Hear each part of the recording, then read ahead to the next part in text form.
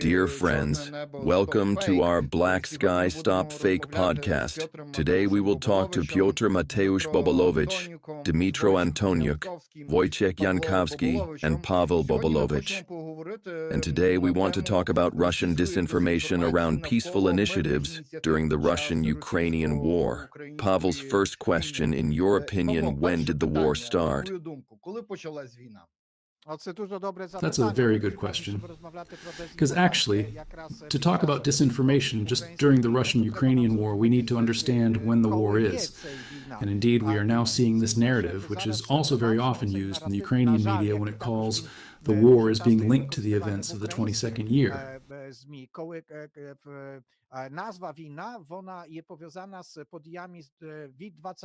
After February 24th of the 22nd year.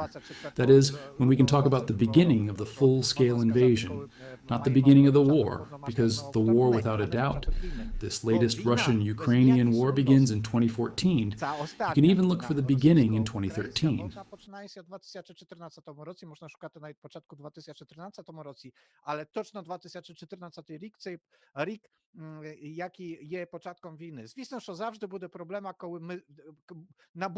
No doubt 2014 is the beginning of the war.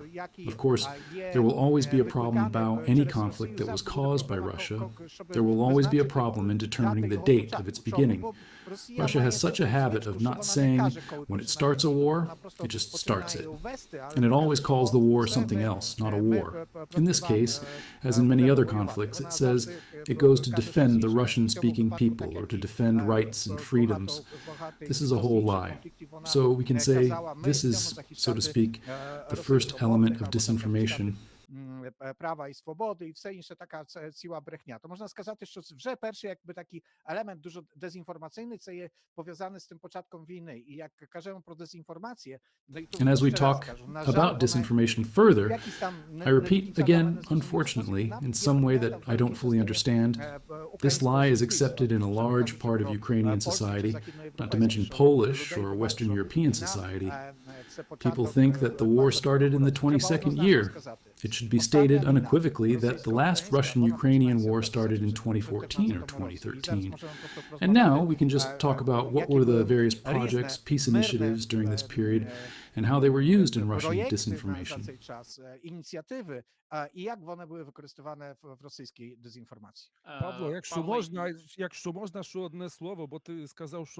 If possible, one more word, because you said that the war started in 2014. No doubt this is the beginning of the war. But you also said that it can be said that the hybrid war took place as early as 2013. Without a doubt, what happened in the Crimean Peninsula and how Russia had an impact, maybe everything that happened in the Maidan, who was there, what people, what journalists they sent. It's all the beginning of such a small hybrid war, in my opinion.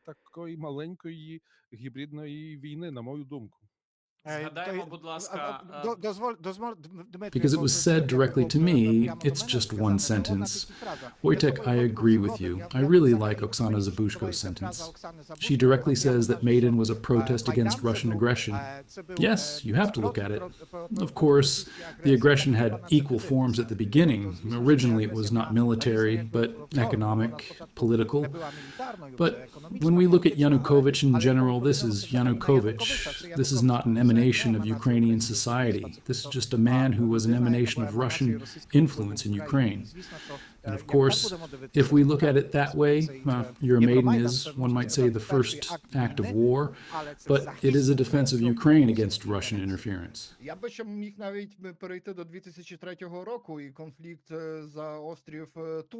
I would even still go back to 2003 and the conflict over the island of Tuzla, when the Russians built this bridge without any agreement, illegally. And then, surprisingly, Kuchma even acted firmly. And this surprised me. After all, everyone considered Kuchma to be somehow connected to the Kremlin, or to all of its elite, the post-Soviet elite. But then it was such a tester of how Ukraine would behave in such a situation. пострадянською елітою. Але тоді вже росіяни, це був такий тестер, як поведе себе Україна в такій кризовій ситуації. І давайте перенесемось все ж таки на Крим. And let's move on to Crimea, February and March 2014. Asked by Western journalist Putin whether there are Russian troops among those blockading Ukrainian military units, he said no, there are no Russian troops there. And among those blocking, for example, the Supreme Council of Crimea or жодних російських військ там немає серед тих, хто блокує Ukrainian military units, and this is done only by local people. And when he was told that there were tanks, then he said, well, you can go and buy a tank from any store with such items. And then, a few months later, he again told the whole world that, of course, it was the Russian army that came to protect the Russian-speaking citizens, the Russian-speaking residents of the Crimean Peninsula. Це була російська армія, яка прийшла захищати російськомовних громадян, російськомовних жителів півострова Крим. Yes, we can say that from the very beginning, the West did not want to see this. And in general, it is Putin's question asked whether it was the Russians or not. If we all understood at the time that it was the Russians, and journalists provided a lot of evidence that it was the Russian army, and the world pretended to be a fool who could not understand this. You talked about Crimea, and the situation was even worse with regard to Donbass.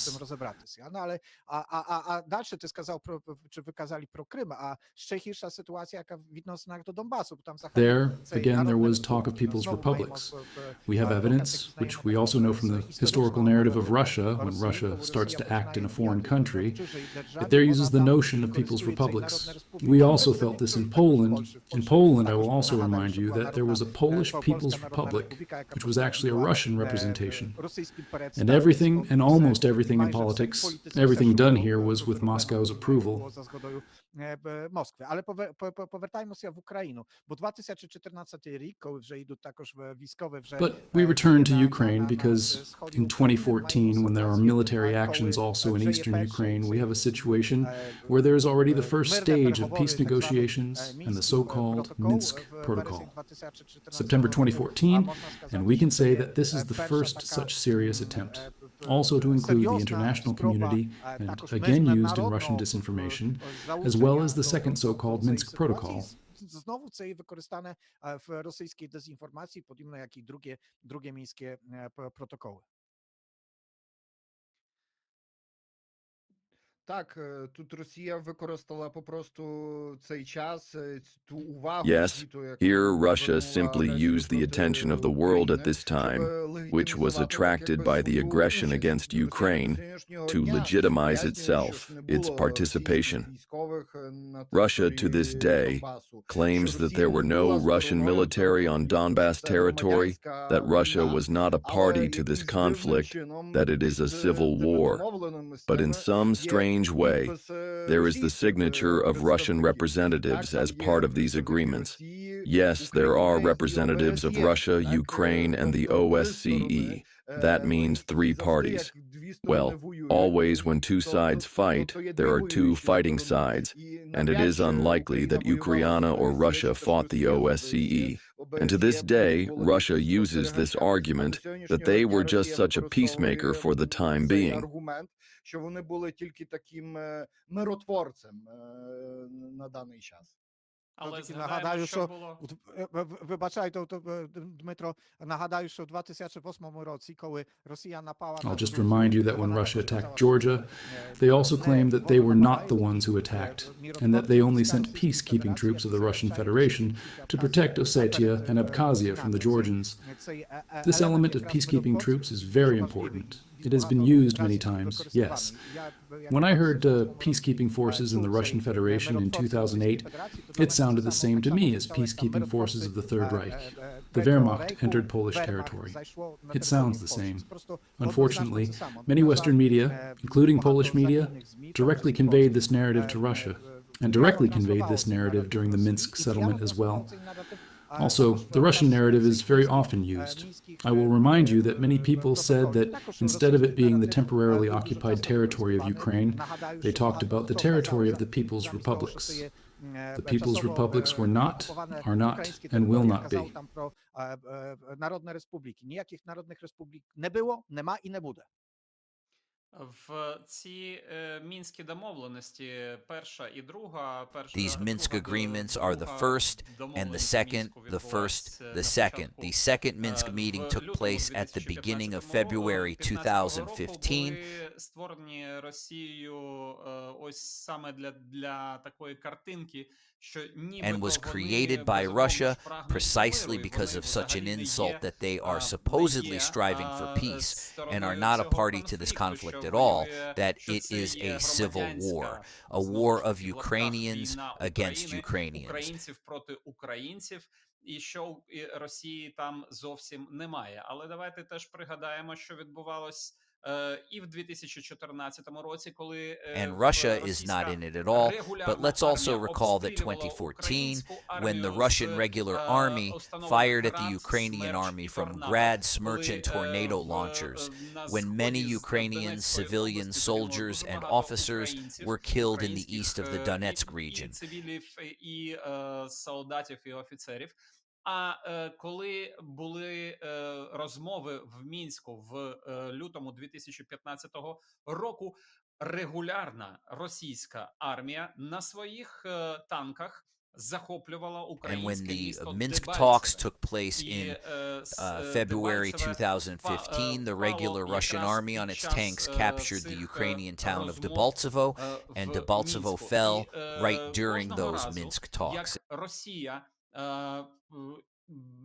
казала, що вона виступає за мир, за те, щоб припинилась стрілянина в Україні. And each time Russia said it was for peace to stop the shelling in Ukraine, each time it sent its officers, its soldiers, gave weapons to separatists in occupied parts of Ukraine, and each time it heated up the war and continued it. Кожного разу підігрівала цю війну, її континуувала.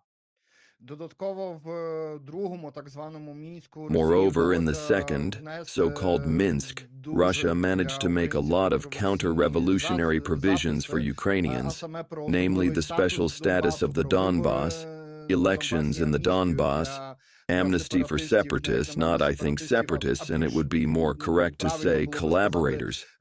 This was intended to destabilize Ukraine because here, the Ukrainian authorities were placed between a hammer and an anvil, because not to accept, not to sign Minsk means to show the West that we don't want peace.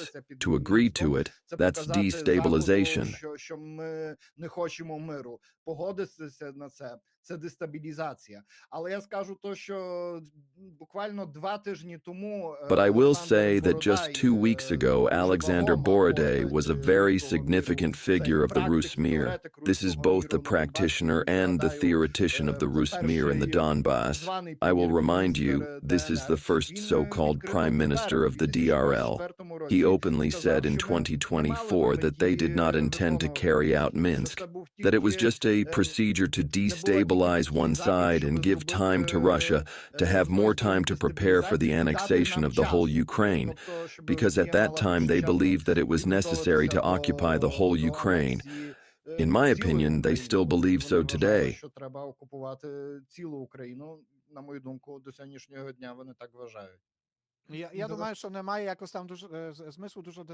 I think there's little point in dealing with the Normandy format in detail. The goal was the same, to drag out the negotiations, to prolong the pressure on Ukraine, to continue the situation where you can try to diffuse the situation inside Ukraine at the same time.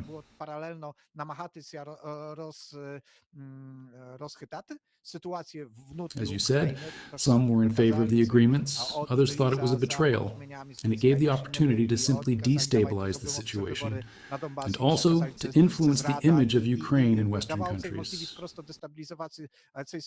І також впливати на картину України в західних державах. Петр, як розумію, хочеш тут якраз про це сказати. This is what I wanted to say. I'm very surprised because I see that today in the English-speaking space of the internet, there are often references to the fact that Putin had to react somehow here in the 22nd year because Ukraine violated the Minsk agreements, that Ukraine attacked the Donbass in violation of the Minsk agreements. This topic today, I think even a little bit more than then, this question is actually used, of course, that it is actually Western pro-Russian people, Russian trolls or bots, or because of the propagandists hired for this purpose. But it is used today, on the one hand, to justify Russian aggression in February 22. On the other hand, as an argument against concessions against providing peace terms to Ukraine, Russian peace terms are supported instead. Why give Ukraine something when Ukraine has already violated the peace agreements? And today, in fact, in the online space, this topic comes up very often either in the form of YouTube comments or tweets. But sometimes you may come across it, and many people probably believe it. Додатково варто пригадати нашим глядачам, що In addition, it is worth reminding our viewers that if Russia had wanted stability in Donbass in the 14th year, it would not have blocked initiatives in the UN Security Council. Had they not blocked it, peacekeepers would have actually entered the territories, and fewer people would have died.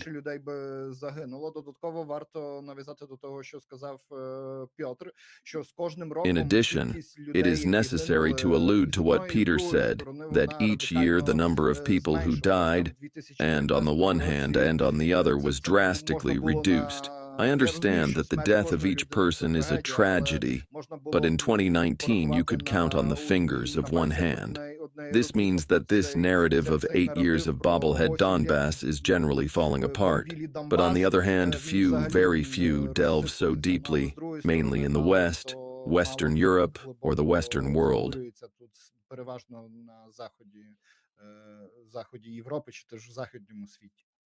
Колеги, дозвольте, бо це якраз викликало у мене таку думку. Please, let me, because it made me think so.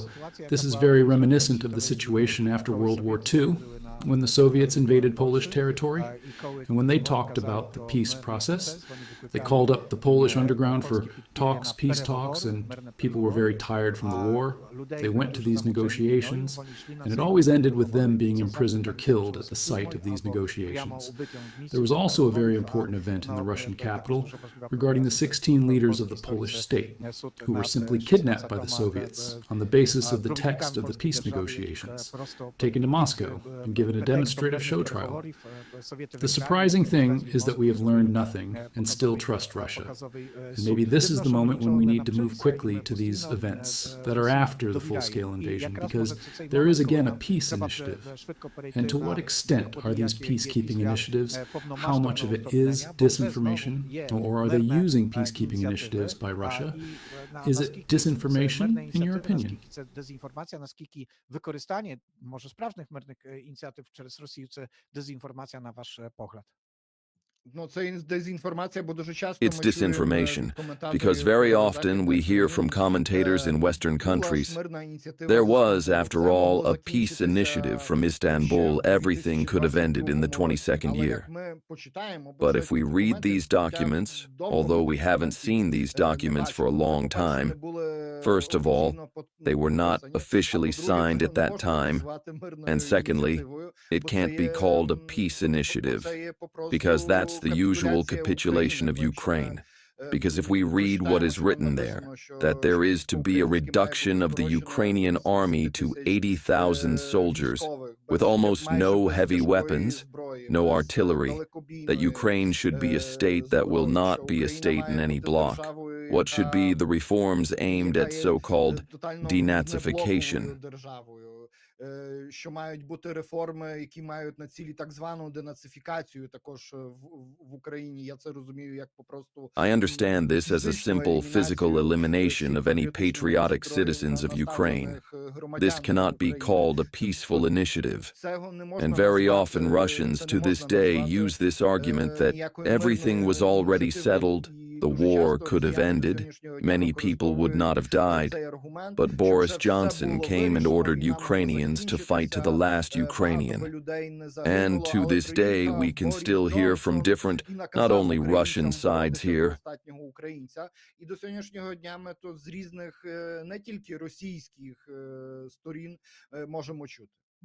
Але і польські. Also Треба Polish. сказати, я коротко. Let me be Якщо б brief. Україна If підписала Ukraine цей had signed договір, this то treaty, вона не була б it would not have been an самостійною independent державою. state. Просто вона It simply would not have been able to do so. Так, я на мікрорівні просто хочу звернути увагу на те, що чим Yes, закінчуються так he звані wants to point out on російські a мирні micro level. ініціативи. What do the Просто so-called подивимось Russian на peace лінію initiatives фронту, end up with? звідки ми майже Just look тепер, at the front line щодня from where we get отримуємо information almost інформацію про every те, day що, that Russians shot росіяни unarmed Ukrainian розстріляли soldiers who surrendered to беззбройних captivity. українських воїнів, які здались в полон.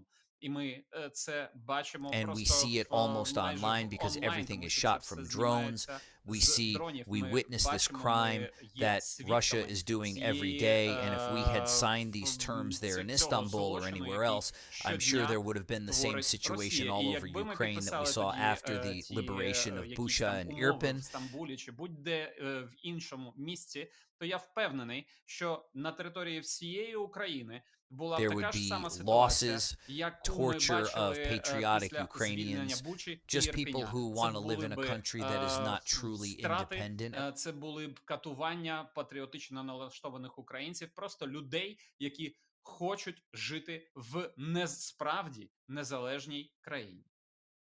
У нас помаленьку закінчується час, але я хочу такої одної річ від вас. We are gradually running out of time.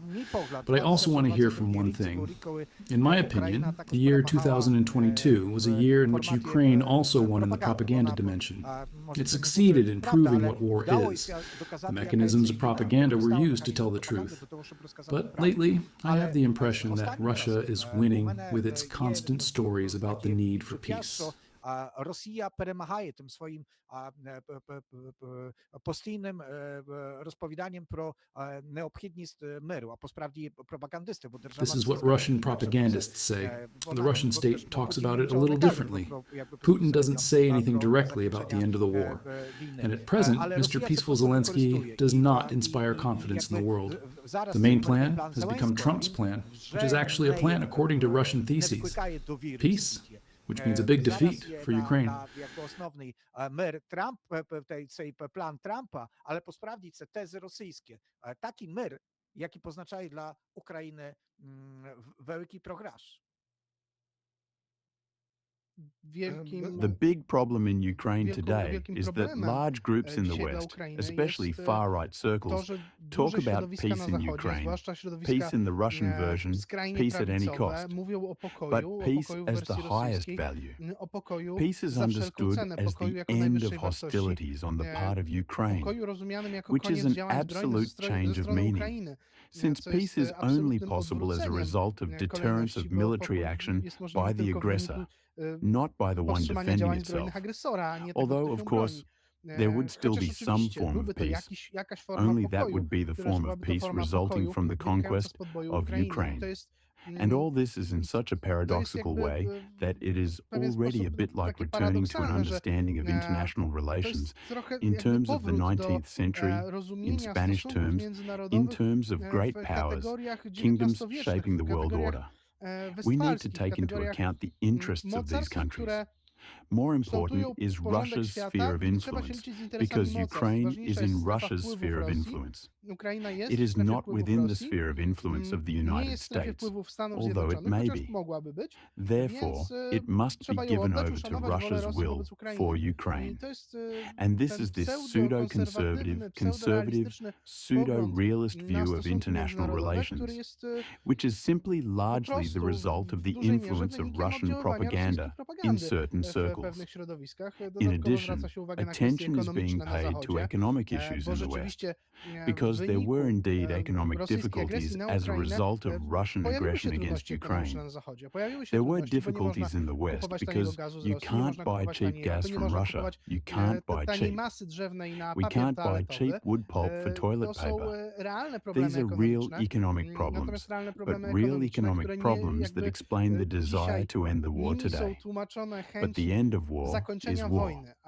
But the end of war in this form does not mean lasting peace, but in the long run, longer than the immediate end of war today or in a year. A peace that would humiliate Ukraine would mean much bigger problems in the long run, not only economically, but also geopolitically or even militarily. We hear very often now that Ukraine's peace plan is unrealistic and that we need to be realistic. And the most important thing in the world is the so-called realpolitik.